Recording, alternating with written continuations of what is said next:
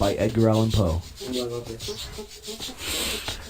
Once upon a midnight dream, while I pondered, weak and weary, over many a quaint and curious volume of forgotten lore, while I nodded, nearly napping, suddenly there came a tapping, as of some one gently rapping at my chamber door. "'Tis some visitor," I muttered, tapping at my chamber door, only this and nothing more.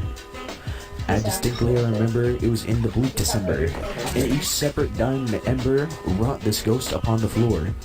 Eagerly I wished the morrow, vainly I had sought to borrow from my books surcease of sorrow, sorrow for the lost Lenore, for the rare and radiant maiden whom the angels name Lenore, nameless here forevermore. And the silken, sad, uncertain rustling of each purple curtain thrilled me, filled me with fantastic terrors never felt before. Is it like a requirement in your English class to read? No, I kind of just do this for fun. The requirement is the paper that's due Monday that I'm kind of fucked on because I haven't started it. So like, I'll probably start that. Nah, I'll be fine. I'll just pull an all-nighter and overdose on Adderall. Nice. So that now, to still the beating of my heart, I stood repeating, "'Tis some visitor entreating entrance at my chamber door. Some late visitor entreating entrance at my chamber door, that it is, and nothing more." Presently, my soul grew stronger, hesitating then no longer. "Sir," said I, "or madam, truly your forgiveness I implore.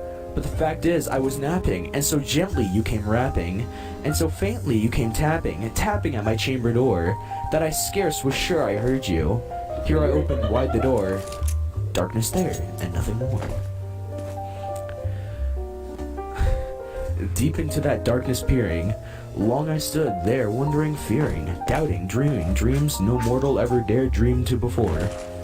But the silence was unbroken, and the darkness gave no token, and the only word there spoken was the whispered word, "Lenore." This I whispered, and an echo murmured back the word "Lenore."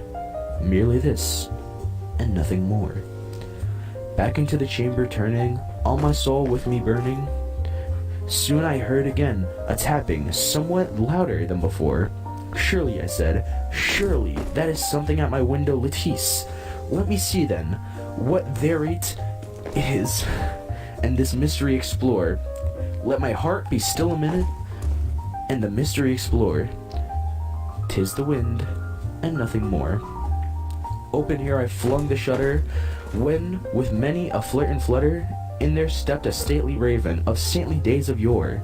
Not the least obeisance made he, not an instant stopped or stayed he, but with mine or of lord or lady, perched above my chamber door.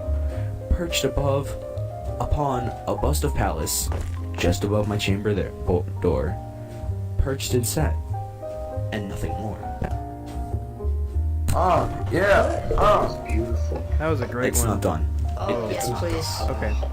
You crying? Yeah, this is the last page. Sorry, guys. Alright. I'll stop after this. Everybody, stop talking, and except for Red and Twicc. Everybody, shush. We Bro, wanna hear I the beautiful apologize, but poetry. I want to finish this fucking, story. I'll stop after this if you guys want. Anyway. No. "Tell me what thy lordly name is, on the night's Plutonian shore," quoth the raven, "nevermore." Much I marveled this ungainly fowl to hear the discourse so plainly, though its answer little meaning, little relevancy bore. For we cannot help agreeing that no living human being ever yet was blessed with seeing bird above his chamber door, bird or beast upon the sculptured bust upon his chamber door, with such a name as Nevermore. But the raven, sitting lonely on the placid bust, spoke only the one word, as if his soul in that one word he did outpour. Nothing farther than he uttered, not a feather than he fluttered, till I scarcely more than muttered, "Other friends have flown before, on the morrow he will leave me, as my hopes have flown before." Then the bird said, "Nevermore."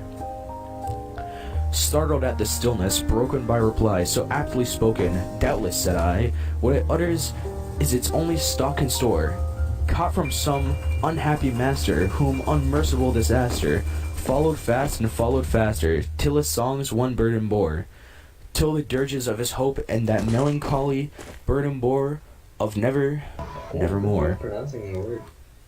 Yeah, I'm 15. I'm surprised I'm even doing this.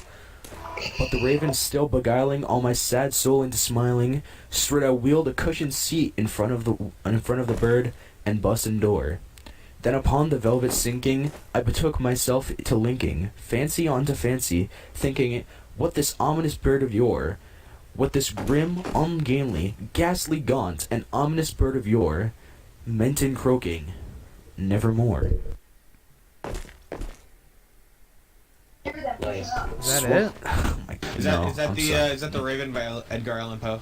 It is, but it's also not done. So like, Classic, That's bro. beautiful. Classic. That's beautiful. Is there someone in here named just called Olympian? anyway. Hey Twicc, can you help me? What the fuck? After this.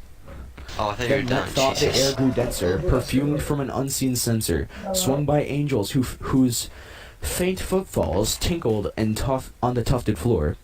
Wretch, I cried, thy God hath lent thee, by these angels he hath sent thee, respite and nepenthe from thy memories of Lenore. Quaff, oh quaff, this kind nepenthe, and forget this lost Lenore. Quoth the raven, nevermore. Prophet, said I, thing of evil, prophet still, if bird or devil, whether tempter sent or whether tempest tossed thee here ashore, desolate yet all undaunted, on this desert land enchanted, on this home by horror haunter. But tell me truly, I implore, is there a balm in Gilead? Tell me, I implore. Quoth the raven, nevermore.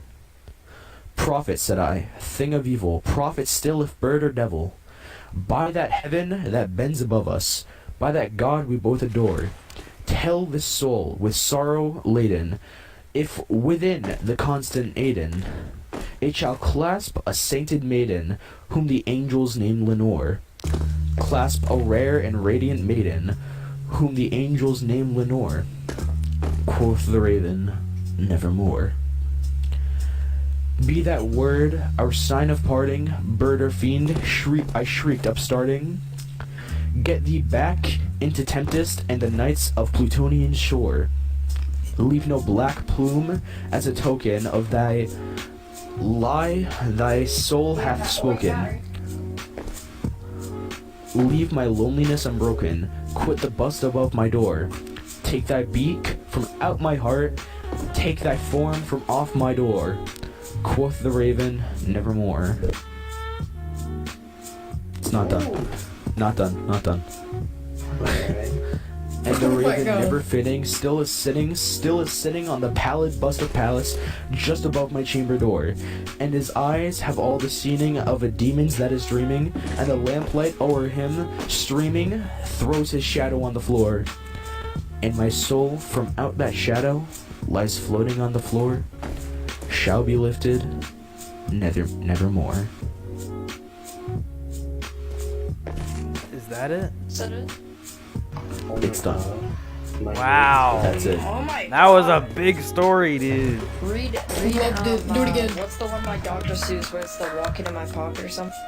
Green eggs and ham. Yeah, I can read both of those. Green But, eggs and ham. No, Twicc. What? Oh, right. gotta I'm help me supposed to first, fucking dude. help you. Oh my god. I'm so sorry. This is why I'd be a bad admin. Alright.